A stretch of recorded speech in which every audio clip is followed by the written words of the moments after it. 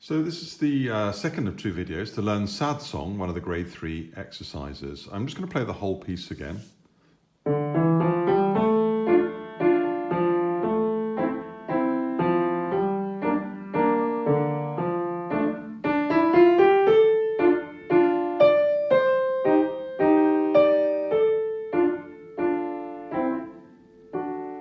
Getting slower and quieter at the end.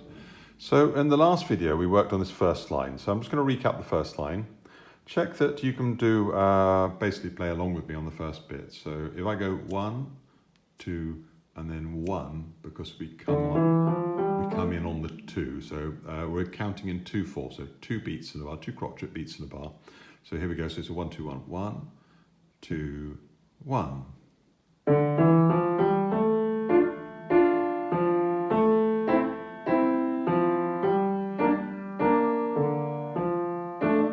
So that's your right hand bit there. So now I'm going to carry on with the right hand because we've got a melody in the right hand. So at the end of the first line, you'll see the next note is D with your thumb. It's marked in. I'm just going to show us the music. Here it is. Thumb on D, running up to A. So then we'll have to move your hand up a little bit. D, C, D, A, and that's just one long note there. So that's all it is. So that the right hand's going to be it doesn't tell you which, but probably bring your little finger up to D, and then D, A. So I'll try it again. It goes 2, 3, 2, 3. There we go. So what I'd like to do is just play from the beginning, doing the first bit hands together, and then just carrying on with the right hand. So it's a 1, 2, 1, 1, 2, 1.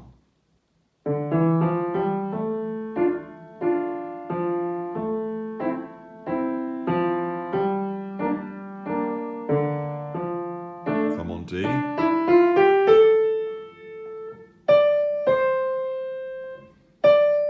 you hold that for a very long time. So let's look at what the left hand does now. So things will catch us out. Suddenly the left hand part, which was in bass clef as you'd expect, switches into treble clef. And this is because the left hand part is venturing above middle C slightly. So it's just easier to write it in treble clef. So those notes are actually D and F above middle C.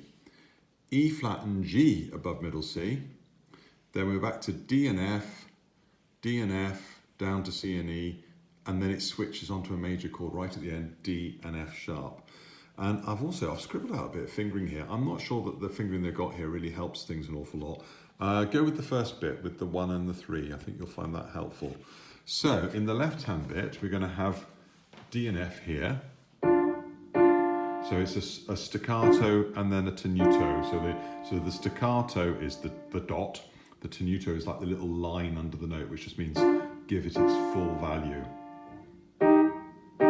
That's your next one. Now you could just go back to D and F on that, but if you come onto 1 and 3 and you play it twice, you move down. Now the trick is to make that one staccato. So it'll go, so you've got a bouncy one and then a staccato one, and then land on your final chord.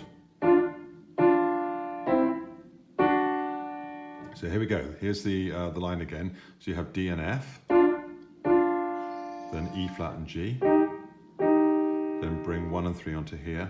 Don't forget the extra staccato, slowing down and getting quieter. So if I bring that hands together for the second line, your right hand goes.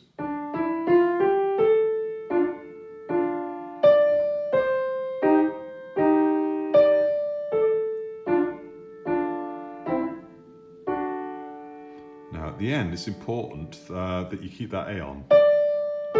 So now you'll find yourself going like that, but the only problem with that is that one's supposed to be staccato. So it's staccato, staccato, and watch the staccato note doesn't come out really loud because we're supposed to be getting quieter at this point.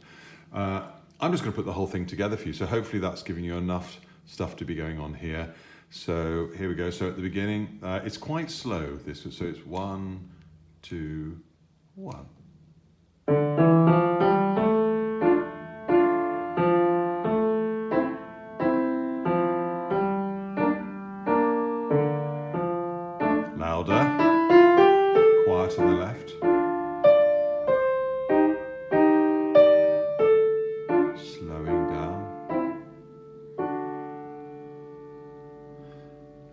you may have noticed there, I used some slightly different fingering as I went along, and I don't think it really matters, to be quite honest. When you've got thirds that are moving around to these different positions, yeah, it's just try and make sure whatever you do, it's sensible. So you could be 2 and 4 at the beginning. I think I might have started with 1 and 3 and then went 1 and 3. It doesn't really matter that much as long as you're clear and confident and you stick to the same fingering each time. So there we have it.